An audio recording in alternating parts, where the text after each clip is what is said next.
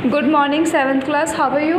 I hope you're fine. And how's your life, 7th class? I hope you're getting along with very awesome.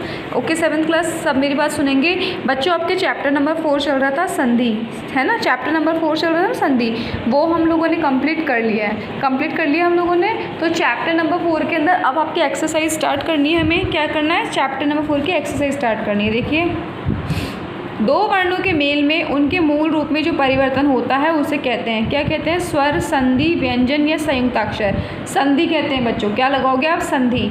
स्वर संधि के भेद होते हैं 2, 3, 4 या 5। कितने होते हैं? 5। वृद्धि संधि का उदाहरण है शुद्ध, भवन, महौषधि और इत्यादि। क्या होगा? महौषधि। नमस्ते में संधि है नमस्ते, नमः प्लस ते, न प्लस मस्ते या न प्लस मस्ते। बच्चों यहाँ पर नमा प्लस ते लिखा हुआ था, ठीक है। आपको सही करना है नमा प्लस ते।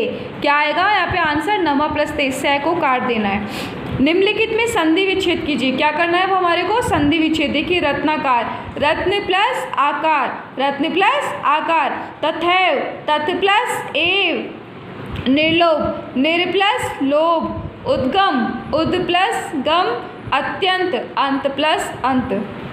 अति प्लस अंत। क्या लिखना है? अति प्लस अंत। क्या आएगा बच्चों? अति प्लस अंत, ठीक है। अति प्लस अंत। आगे बढ़िए दोबारा आप दूसरे पे। दुष्चरित्र, दुष प्लस चरित्र, दुष प्लस चरित्र। कायिक, का प्लस इक, का प्लस इक। शिक्षार्थी का देखिए शिक्षक प्लस आर्थी, शिक्षा प्लस आर्थी। गायन का देखिए गए प्लस आयन, गए प्लस आयन। पितृनुमति का देखिए पितृ प्लस अनुमति, पित्रानुमति। पितृ प्लस अनुमति, पित्रानुमति। देख लो सारे बच्चे वापस एक बार। हो गया? आगे देखिए, निम्नलिखित शब्दों में संधि कीजिए। अब हमारे को संधि विच्छेद दिया हुआ है, हमें इसकी संधि करनी है। वी प्लस उ, वियोह। क्या लिखोगे इसका? वियोह। उत प्लस लेख, उल्लेख, उत प्लस लेख, उल्लेख। जल प्लस ओग, जलोग। जल प्लस ओग कितना हो गया? जलोग। सु प्लस उक्ति, सुक्ति। सु प्लस उक्ति, सुक्ति। अनु प्लस इति, अनुक्ति। अनु प्लस इति क्या है? अनुक्ति। सदा प्लस एव, सदैव। सदा प्लस एव, सदैव। सखी प्लस आगमन, सख्यागमन। सखी प्लस आगमन, सख्यागमन। देवी प्लस अर्पण, देवोर्पण। देवी प्लस अर्पण, देवोर्पण। नी प्लस धन, निर्धन। अति प्लस अंत, अत्यंत। अति प्लस अंत का क्या होगा? अत्यंत। समझ में आए सारे बच्चों को? ठीक है ना। आगे देखिए, क्वेश्चन नंबर 4। संधि किसे कहते हैं? उदाहरण सहित समझाइए। संधि किसे कहते हैं? उदाहरण सहित समझाइए। पेज नंबर 24 पे आ जाते हैं हम लोग। देखिए बच्चों, पेज नंबर 24 पे आ गए हम लोग। ऊपर से आपको ये ब्लू लाइनिंग दे रखी है ना, ये वाली। निकटवर्ती वर्णों के परस्पर मेल से उत्पन्न विकार परिवर्तन को संधि कहते हैं, है ना। अब यहाँ देखिए, इसके हमारे को उदाहरण सहित लिखना है ना। यहाँ से लेके यहाँ तक संधि कहते हैं, तो आप करेंगे ही 7th क्लास।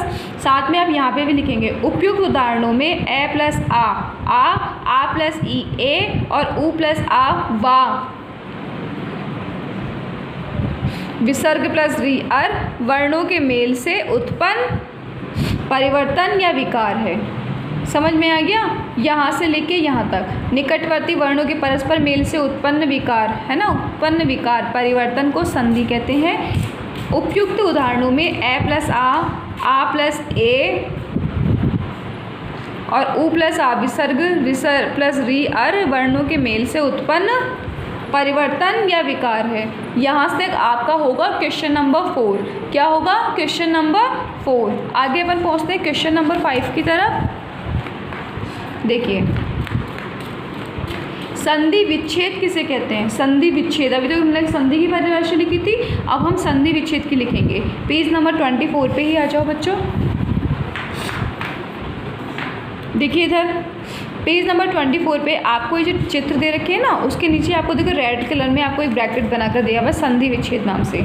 संधि द्वारा मिले वर्णों को अलग अलग करने को संधि विच्छेद कहते हैं। जैसे धर्मार्थ, धर्म प्लस अर्थ। परमानंद, परम प्लस आनंद। ठीक है, यहाँ से यहाँ तक है आपके 5 का आंसर। अब हम पहुँचते हैं क्वेश्चन नंबर 6 की तरफ।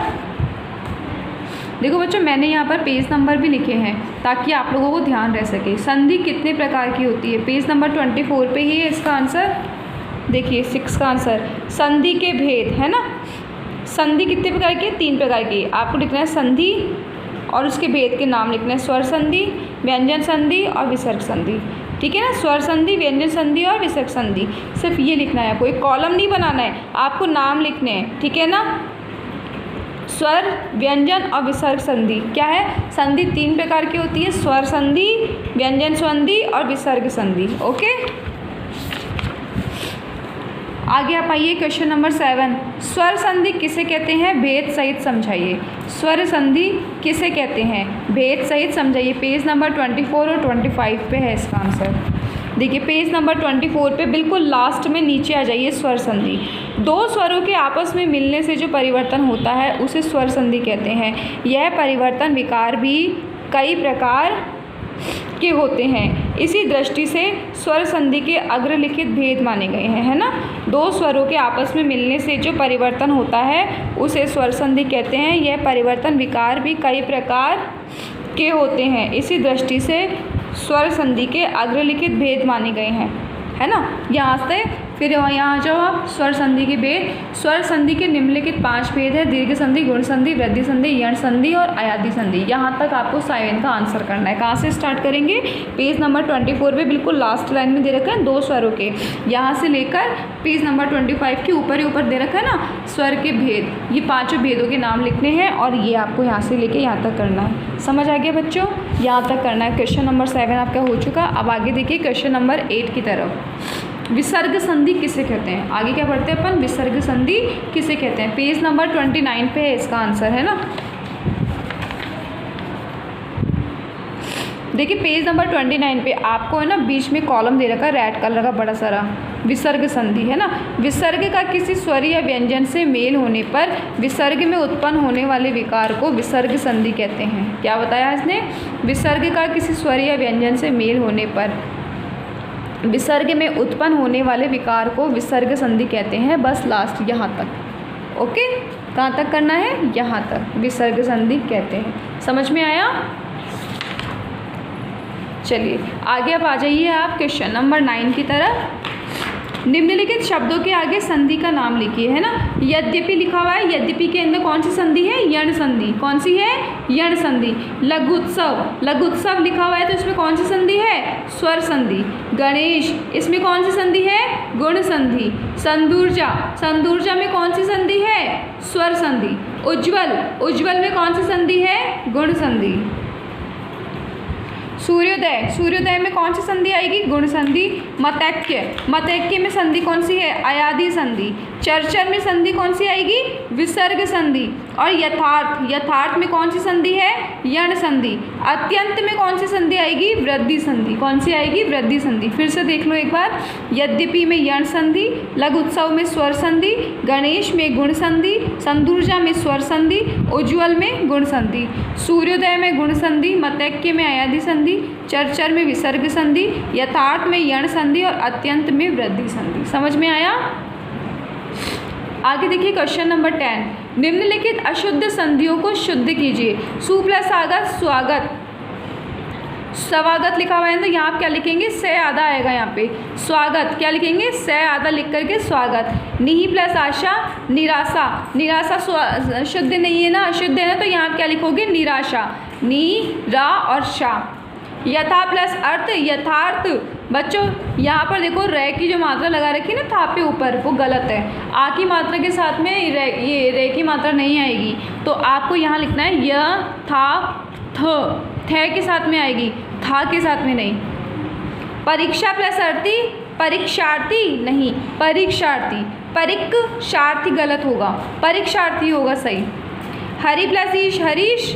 बच्चों छोटी की मात्रा नहीं है, देखिए बड़ी की मात्रा है, तो यहाँ क्या आएगा? हरीश। तो ये शुद्ध हो गया। फिर से देख लो, स्वागत, निराशा, यथार्थ, परीक्षार्थी और हरीश। ठीक है, अब आगे देखिए क्वेश्चन नंबर 11। निम्नलिखित शब्दों का संधि विच्छेद करते हुए संधि का भेद लिखिए। ठीक है, जैसे इसमें दे रखा सदाचार, सत प्लस आचार, व्यंजन संधि। जगदीश, जगत प्लस ईश, व्यंजन संधि। कौन सी है? जगत प्लस ईश, व्यंजन संधि। आशीर्वाद, आशी प्लस बाद, आशी प्लस बाद, विसर्ग संधि कौन सी है? विसर्ग संधि। स्वागत, सु प्लस आगत, यण संधि कौन सी है इसमें? यण संधि। भावुक, भाव प्लस उक, अयादि संधि कौन सी संधि है? अयादि संधि। परमोदार्य, परम प्लस औदार्य, वृद्धि संधि कौन सी है? वृद्धि संधि। रजनीश, रजत प्लस ईश, रज प्लस ईश क्या होगा? दीर्घ संधि कौन सी है? दीर्घ संधि। ध्यान देना फिर से। जगत में देखिए, जगदीश में जगत प्लस ईश, व्यंजन संधि। आशीर्वाद का आशी प्लस वाद, विसर्ग संधि। स्वागत में सु प्लस आगत, यण संधि। भावुक में बहु प्लस होके अयादि संधि। परमोदार्य में परम प्लस औदार्य, वृद्धि संधि। और रजनीश में रज प्लस ईश, दीर्घ संधि। क्या लिखेंगे? दीर्घ संधि। समझ में आ गया अब तो सबको? बच्चों आप लोगों को मैंने आज ये चैप्टर पूरा कंप्लीट करा दिया है। आप लोगों को सबको हिंदी की हिंदी में ये वर्क करके लाना है। कल संडे है, संडे की छुट्टी है। परसों जब मंडे को हम लोग मिलेंगे तब हम लोग रीडर चैप्टर स्टार्ट करेंगे। आप लोगों की ग्रामर स्किल्स आज कंप्लीट हो गई। बच्चों वर्क कर लेना, और जो नहीं समझ में आए कोई क्वेश्चन तो आप लोग मुझे मैसेज कर देना। ओके।